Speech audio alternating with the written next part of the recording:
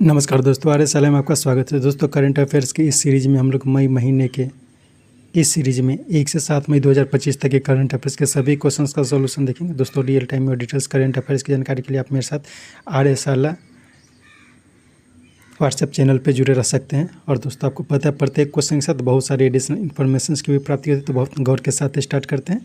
पहला क्वेश्चन है, भारत में पेटेंट के मुद्दे को लेकर किस देश ने भारत को बौद्धिक संपदा संरक्षण अर्थात इंटेलेक्चुअल प्रॉपर्टी प्रोटेक्शन के लिए अपने प्राथमिक निगरानी सूची में डाला है? तो ये डाला गया है अमेरिका के द्वारा। ऐसे इस तरह का कोई भी क्वेश्चन आता है कि किसी को निगरानी सूची में डाला है, तो इस तरह का अमेरिका ही आंसर होता है generally. Next, sewage treatment plant विकसित करने के लिए किस म्युनिसिपल कॉरपोरेशन ने देश का पहला सर्टिफाइड ग्रीन म्युनिसिपल बॉन्ड जारी किया है? तो ये जारी किया गया है गाजियाबाद म्युनिसिपल कॉरपोरेशन के द्वारा। नेक्स्ट, 9 मई को द्वितीय विश्व युद्ध में जर्मनी पर सोवियत संघ के विजय की 80वीं वर्षगांठ के अवसर पर आयोजित विजय दिवस समारोह में किसने पार्टिसिपेट किया? तो वहाँ पे भाग लेने के लिए केंद्रीय रक्षा राज्य मंत्री संजय सेठ ने भाग लिया था वहाँ पे। पहले उसमें प्रधानमंत्री नरेंद्र मोदी को जाने का प्लानिंग था, लेकिन चूँकि उस समय भारत और पाकिस्तान के बीच युद्ध की स्थिति बनी हुई थी, इसके लिए प्रधानमंत्री नहीं जा पाए। उसके बाद रक्षा मंत्री का जाने का प्लानिंग था, लेकिन वो भी नहीं जा पाए, तो रक्षा राज्य मंत्री संजय सेठ गए वहाँ पे। तो याद रखना है 9 मई को मनाया जाता है विजय दिवस। किस देश का विजय दिवस होता है? तो ये होता है रूस का। ठीक है, रूस, यहाँ पे रूस छूट गया है। रूस ने जर्मनी पर विजय प्राप्त की थी, तो उसी के समारोह मनाया जाता है। नेक्स्ट, हरित हाइड्रोजन उत्पादन को प्रमाणित करने और पारदर्शिता तथा पता लगाने और बाजार में विश्वसनीयता सुनिश्चित करने के उद्देश्य से तथा ग्रीन हाइड्रोजन के उत्पादन में MSME की भागीदारी को बढ़ावा देने के उद्देश्य से किसने हरित हाइड्रोजन प्रमाणन योजना का शुभारंभ किया? तो ये योजना किया गया है प्रहलाद जोशी के द्वारा। केंद्रीय मंत्री हैं प्रहलाद जोशी, उनके द्वारा किया गया है। नेक्स्ट,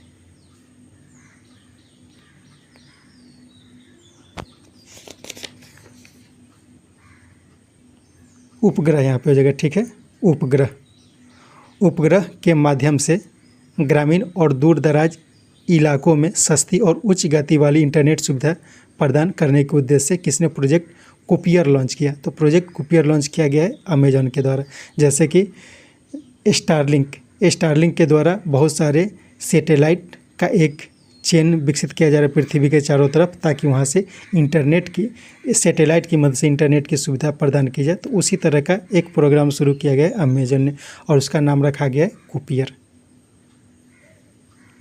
नेक्स्ट, 18वीं सदी में नागपुर में भोसले राजवंश के संस्थापक रघुजी भोसले की तलवार कहाँ नीलाम हुई थी?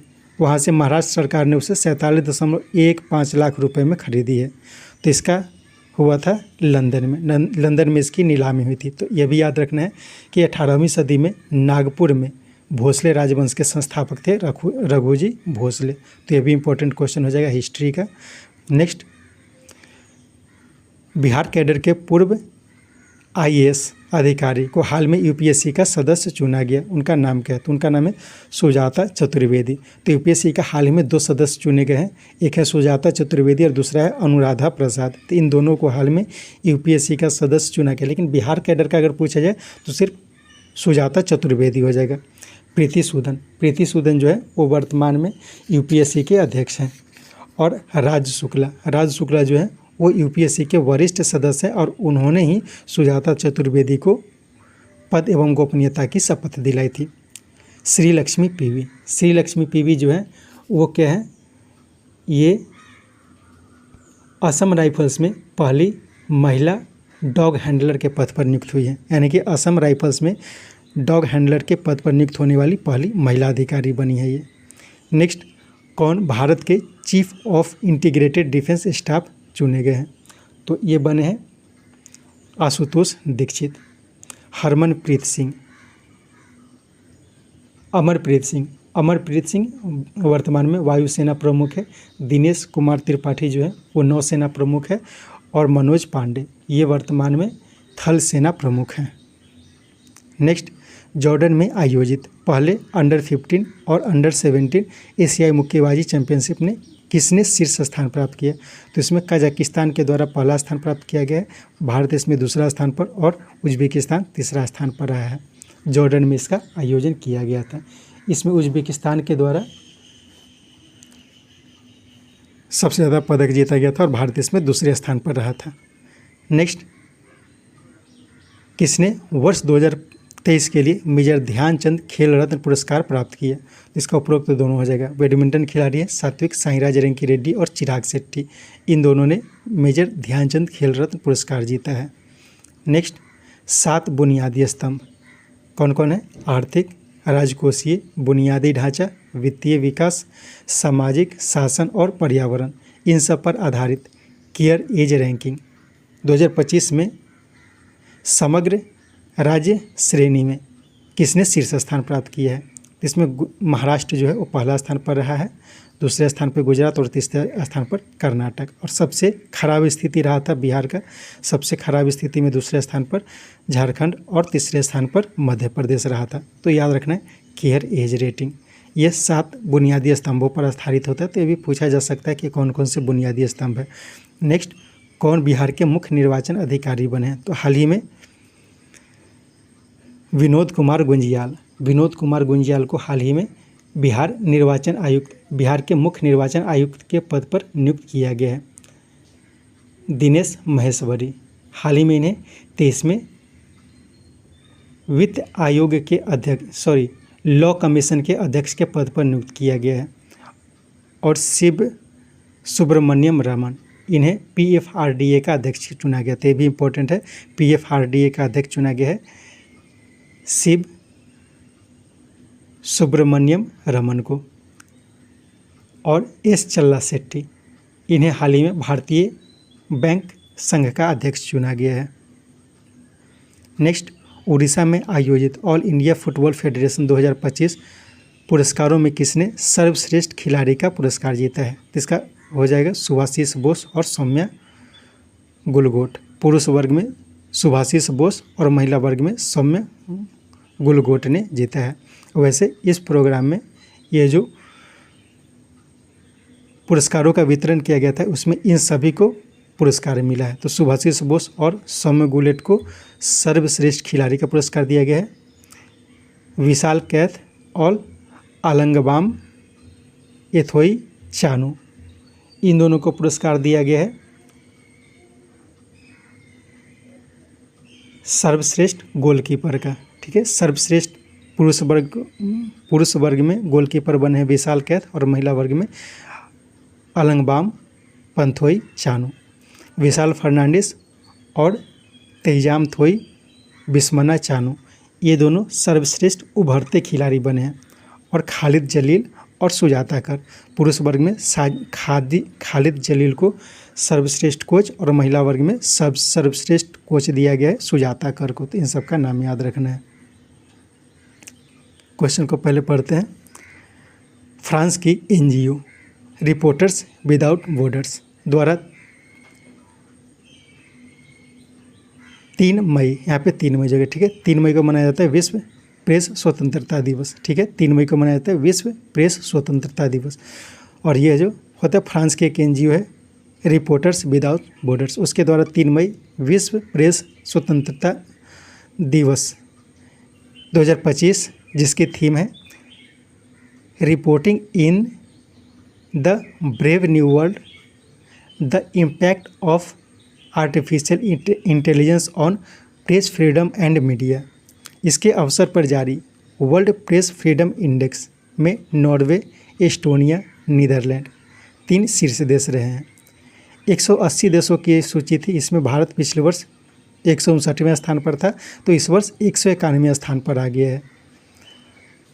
यह मुख्य रूप से किन कारकों पर आधारित है? एक क्वेश्चन पूछा गया किन कारकों पर आधारित है, लेकिन इसमें क्या क्या क्वेश्चन है? तो सबसे पहले तो क्वेश्चन ये है कि विश्व प्रेस स्वतंत्रता दिवस कब मनाया जाता है? तो 3 मई को मनाया जाता है। फ्रांस की एक एनजीओ है रिपोर्टर्स विदाउट बॉर्डर्स। तो यह भी पूछा जा सकता है, रिपोर्टर्स विदाउट बॉर्डर्स यह कहाँ की एक एनजीओ है? तो फ्रांस की एनजीओ है। इसके द्वारा जारी की जाती है प्रेस फ्रीडम इंडेक्स। ठीक है, तो प्रेस फ्रीडम इंडेक्स किसके द्वारा जारी की जाती है? तो रिपोर्टर्स विदाउट बॉर्डर्स के द्वारा। इसका इस वर्ष का थीम क्या था? तो इस वर्ष का थीम था इसका थीम था reporting in the brave new world. Reporting in the new brave world the impact of artificial intelligence on press freedom and media. तो ये सब क्वेश्चन को याद रखना है। इसमें 180 देशों की सूची एक जारी की जाती है। भारत पिछले वर्ष 159वें स्थान पर था, इसमें थोड़ा सुधार हुआ है और ये 151वें स्थान पे आ गया है। यदि ये पूछा जाए कि सबसे पहला स्थान किसने प्राप्त किया है, तो इसमें नॉर्वे जो है वो पहला स्थान प्राप्त किया है, एस्टोनिया दूसरे स्थान पर और नीदरलैंड तीसरे स्थान पर है। तो ये सारे क्वेश्चंस को याद करना है। अब इसमें किन कारकों पर आधारित होता है? तो इसमें देखा जाता है उपरोक्त सभी हो जाएगा, लीगल फ्रेमवर्क, मीडिया डिपेंडेंस और safety of journalist. Next, Angola के राष्ट्रपति जोआओ मैनुअल गोंजाल्विस लोरिंको के हाल में भारत यात्रा के समय प्रधानमंत्री मोदी ने अंगोला को रक्षा क्षमता में मजबूत करने के उद्देश्य से $200 मिलियन की रक्षा ऋण सुविधा की घोषणा की। अंगोला के राष्ट्रपति के भारत यात्रा के समय भारत और अंगोला के बीच किन मुद्दों पर खास करके चर्चा हुई? तो खास करके इन 3 मुद्दों पर चर्चा हुई थी। उपरोक्त से भी हो जाएगा, डिजिटल बुनियादी ढांचे, स्वास्थ्य सेवा और क्रिटिकल मिनरल्स। इन 3 मुद्दों पर चर्चा हुई और भारत सरकार ने अंगोला को रक्षा क्षमताओं में मजबूत बनाने के लिए $200 मिलियन का ऋण प्रदान किया है। और ये भी याद रखना है, अंगोला के राष्ट्रपति कौन है? तो जोआओ मैनुअल गोंजाल्विस लोरिंको। यह भी पूछा जा सकता है, याद रखना है। नेक्स्ट, कहाँ आयोजित audio visual and entertainment summit WAVES के साइडलाइंस में 8वें सामुदायिक रेडियो सम्मेलन का आयोजन केंद्रीय सूचना एवं प्रसारण मंत्रालय और National Institute of Mass communication के द्वारा किया गया, जिसमें 12 बेहतरीन कम्युनिटी रेडियो स्टेशन को सम्मानित किया गया। तो आपको पता है वेब्स का आयोजन हाल ही में कहाँ किया गया था? मुंबई में किया। इंपॉर्टेंट क्वेश्चन याद रखना है। वेब्स का फुल फॉर्म क्या हो जाएगा? World audio visual and entertainment summit. ठीक है, इसी के साइडलाइन में एक प्रोग्राम का आयोजन किया गया था। यह प्रोग्राम किया गया था केंद्रीय सूचना एवं प्रसारण मंत्रालय के द्वारा और National Institute of Mass Communication, इन दोनों के द्वारा किया गया था और इसमें 12 बेहतरीन कम्युनिटी रेडियो स्टेशन को सम्मानित किया गया था। तो इसका आयोजन कहाँ किया गया था? मुंबई में किया गया था। नेक्स्ट, प्रधानमंत्री ने किस राज्य के नग्यालंका में नई मिसाइल टेस्ट रेंज की आधारशिला रखी? तो ये रखी गई है आंध्र प्रदेश में। ठीक है, आंध्र प्रदेश के नाग्यालंका में हाल ही में सतीश धवन स्पेस सेंटर, इसमें इसका ये नया मिसाइल टेस्ट रेंज की आधारशिला रखी गई है आंध्र प्रदेश के नाग्यालंका में। उड़ीसा में अब्दुल कलाम द्वीप है और वहीं पे है सतीश धवन स्पेस सेंटर। तमिलनाडु के बारे में याद रखें, तमिलनाडु का एक जगह है कुलशेखरपट्टनम। ठीक है, तमिलनाडु में कुलशेखरपट्टनम, यहाँ पे इसरो के स्पेस लॉन्चिंग सेंटर या फिर इसरो के स्पेस लॉन्च पैड, एक नया स्पेस लॉन्च पैड की आधारशिला रखी गई थी हाल ही में तमिलनाडु के कुलशेखरपट्टनम में। ठीक है, अरुणाचल प्रदेश के बारे में याद रखना है। हाल ही में अरुणाचल प्रदेश में खेलो इंडिया मल्टीपर्पस हॉल का उद्घाटन हाल ही में अरुणाचल प्रदेश में किया गया। खेलो इंडिया मल्टीपर्पस हॉल का उद्घाटन अरुणाचल प्रदेश में किया गया था। नेक्स्ट, हाल में भारतीय इंटरप्राइजेज के प्रमुख, भारतीय हो जाएगा। ठीक है, भारतीय इंटरप्राइजेज के प्रमुख को विश्व बैंक के निजी क्षेत्र निवेश प्रयोगशाला में शामिल किया गया है, जिसका उद्देश्य विकासशील देशों में निजी निवेश को आकर्षित करना और रोजगार सृजन करना है। तो उनका नाम है सुनील भारती मित्तल। सुनील भारती मित्तल जो है एयरटेल जो है उसी कंपनी का भारतीय इंटरप्राइजेज है, उसी का प्रमुख है सुनील भारती मित्तल। उन्हीं को हाल ही में विश्व बैंक के निजी क्षेत्र निवेश प्रयोगशाला में शामिल किया गया है। हाल ही में नटराजन चंद्रशेखरन को भी इसमें शामिल किया गया था। वैसे नटराजन चंद्रशेखरन की बात की जाए तो उन्हें हाल ही में IMF के प्रबंध निदेशक की सलाहकार परिषद में शामिल किया गया था। नेक्स्ट, कहाँ स्थित मोरारजी देसाई राष्ट्रीय योग संस्थान द्वारा योग महोत्सव का आयोजन किया गया, जिसके साथ 21 जून को आयोजित होने वाली अंतर्राष्ट्रीय योग दिवस के 50 दिवसीय उल्टी गिनती शुरू हो गई है। तो 21 जून को मनाया जाता है अंतर्राष्ट्रीय योग दिवस। तो हाल ही में नासिक स्थित मोरारजी देसाई राष्ट्रीय योग संस्थान, इसमें योग महोत्सव का आयोजन किया गया और इसी के साथ 30 दिवसीय मतलब 21 जून को जो शुरू होने वाला था अंतर्राष्ट्रीय योग दिवस, उसका 50 दिवसीय उल्टी गिनती शुरू हो जाती है। तो याद रखना 50 दिवसीय जो उल्टी गिनती शुरू होती है वो योग महोत्सव के शुरू होने से के दिन से शुरू होती है। और इस बार जो योग महोत्सव का आयोजन किया गया था मोरारजी देसाई राष्ट्रीय योग संस्थान में और यह नासिक में है। नेक्स्ट, भारत में हॉक-आई 360 तकनीक खरीदने के लिए एक घोषणा की गई है। इस संबंध में सत्य कथन को पहचानना है। तो सभी कथन सत्य क्या क्या है? तो ये जो हॉक-आई 360 तकनीक है ये अमेरिका से खरीदी जाएगी। तो अमेरिका से इस तकनीक को खरीदने के लिए $131 मिलियन का समझौता हुआ है। खासकर इंडो पैसिफिक क्षेत्र में निगरानी में यह मदद करेगी। और यह कैसे काम करती है? तो यह काम करती है रेडियो वेव्स को ट्रैक करने के लिए ये लो अर्थ ऑर्बिट यानी कि LEO उपग्रह का प्रयोग करती है ये। नेक्स्ट, इंटरनेशनल मॉनेटरी फंड अर्थात IMF में भारत के कार्यकारी निदेशक डॉक्टर कृष्णमूर्ति वी सुब्रमण्यम के 3 साल के कार्यकाल समाप्त होने के पूर्व ही उन्हें वापस बुला लिया गया है।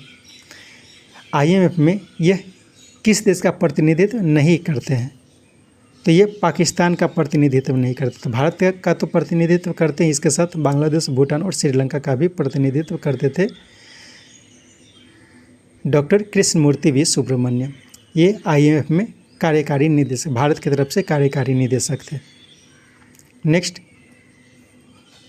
क्रिस्पर यानी कि CRISPR तकनीक, इसका मतलब क्या है? Cluster regulator interspaced short palindromic repeats.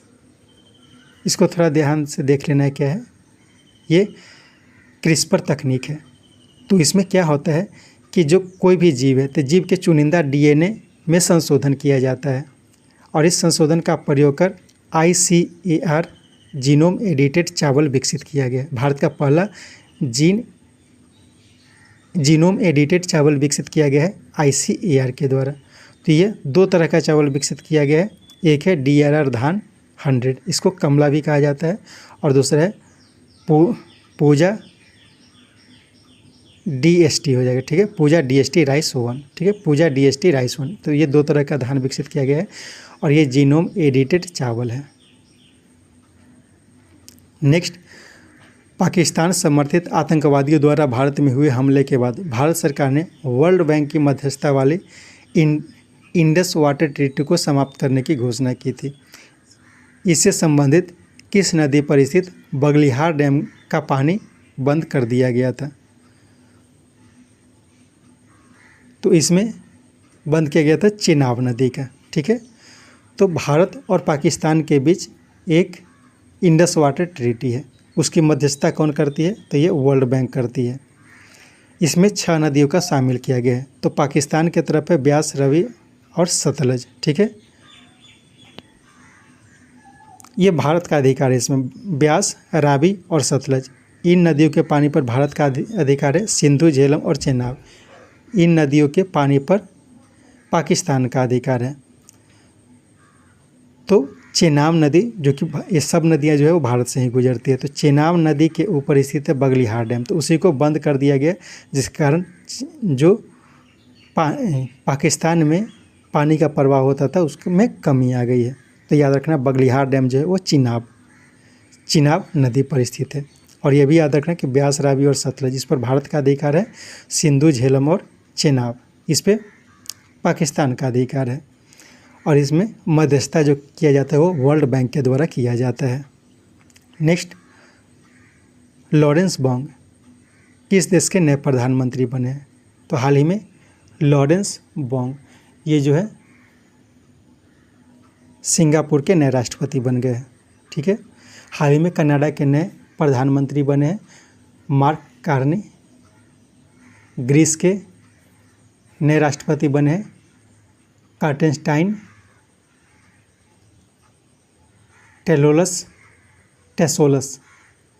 Belgium के नए राष्ट्रपति बने हैं बार्ट डी वेवर और सिंगापुर के हाल ही में नए राष्ट्रपति बने थे थर्मन शनमुगारत्नम और ये भारतीय मुल्क है। ठीक है। तो ये भी याद रखना है कि सिंगापुर के हाल ही में प्रधानमंत्री बने हैं लॉरेंस बोंग और सिंगापुर के राष्ट्रपति हैं थर्मन शनमुगारत्नम और ये भारतीय मुल्क है। तो ये सब याद रखना है। नेक्स्ट, वाराणसी के योग गुरु का 128 वर्ष की आयु में हाल ही में निधन हो गया। उनका नाम क्या है? तो उनका नाम है शिवानंद जी। ठीक है। के कस्तूरीरंगन, इनके बारे में भी याद रखना है। ये इसरो के पूर्व प्रमुख थे। हाल ही में इनका भी निधन हो गया है।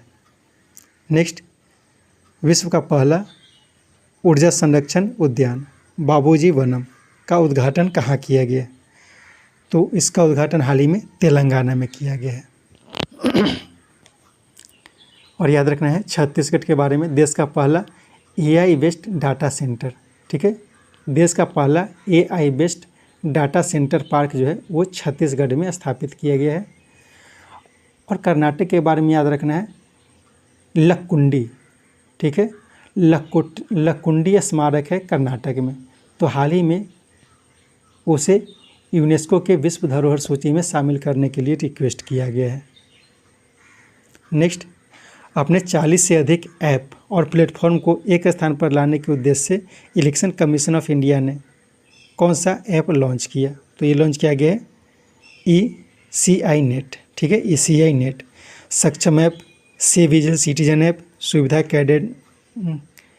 कैंडिडेट्स ऐप, ये सब जो है वो इलेक्शन कमीशन ऑफ इंडिया का ही था। तो ये सब को अब शामिल कर दिया गया है ECI नेट में।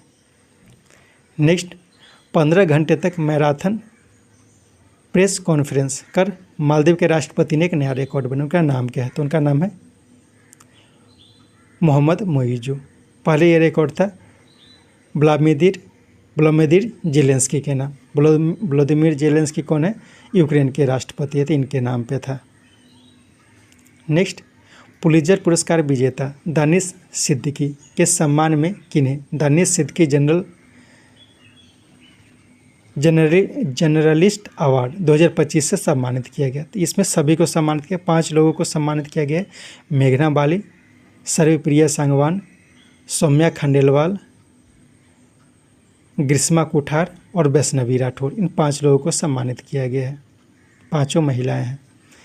नेक्स्ट, सोने के आभूषण को खरीदने, बेचने, विनिमय करने, डिजिटाइज करने और मुद्रीकरण के उद्देश्य से देश का पहला आर्टिफिशियल इंटेलिजेंस बेस्ड यानी कि AI based gold melting ATM gold सिक्का के द्वारा कहाँ जारी किया गया, कहाँ लॉन्च किया गया? तो ये हैदराबाद में ये लॉन्च किया गया। तो किसके द्वारा लॉन्च किया गया? तो गोल्ड सिक्का के द्वारा लॉन्च किया गया इसे।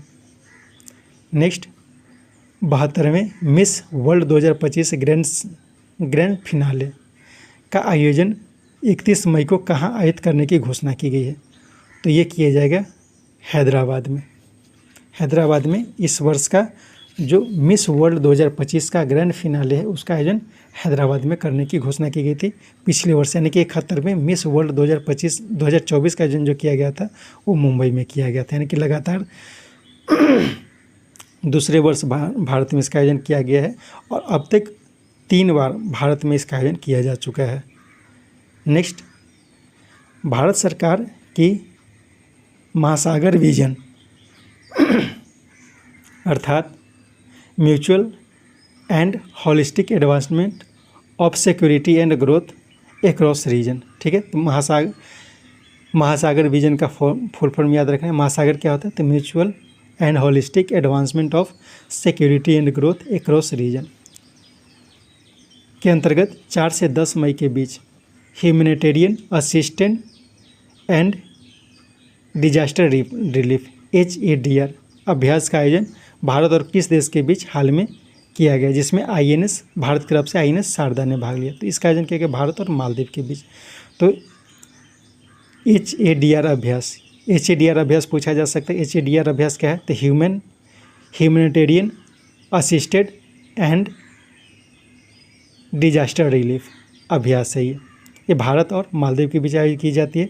भारत का एक प्रोग्राम है महासागर विजन। तो महासागर का फुल फॉर्म क्या होता है? Mutual and holistic advancement of security and growth across region. इसका आयोजन 4 से 10 मई के बीच किया गया है। INS शारदा भारत की तरफ से भाग लिया है। तो इन सब पॉइंट्स को ध्यान से याद रखना है। नेक्स्ट, किस राज्य सरकार ने मुंबई में आयोजित वेब्स 2025 में creative land Asia private limited के साथ एक MOU पर हस्ताक्षर किए, जिसके तहत देश का पहला ट्रांसमीडिया इंटरटेनमेंट सिटी वहाँ विकसित की जाएगी। तो ये आंध्र प्रदेश में देश का पहला ट्रांसमीडिया इंटरटेनमेंट सिटी विकसित की जाएगी। और ये वेब्स जो प्रोग्राम हुआ था उसी में इसकी घोषणा की गई थी, एक MOU पर हस्ताक्षर किया गया है। नेक्स्ट, बैडमिंटन का BWF सुदीरमन कप 2025 का आयोजन चीन में किया गया। इसका फाइनल लगातार चौथी वर्ष किसने जीता? इसका फाइनल जीता गया चीन के द्वारा। ठीक है, चीन के द्वारा याद रखना है। BWF सुदीरमन कप यह बैडमिंटन से संबंधित है और चीन ने जो जीता है वो दक्षिण कोरिया को हरा कर जीता है। इसके साथ ये सेट समाप्त होता है। उम्मीद है ये सेट आपके लिए उपयोगी है। कोशिश करके 2-3 बार करके सेट को सुने ताकि अधिक से अधिक जानकारी आपको मिल सके। Thank you.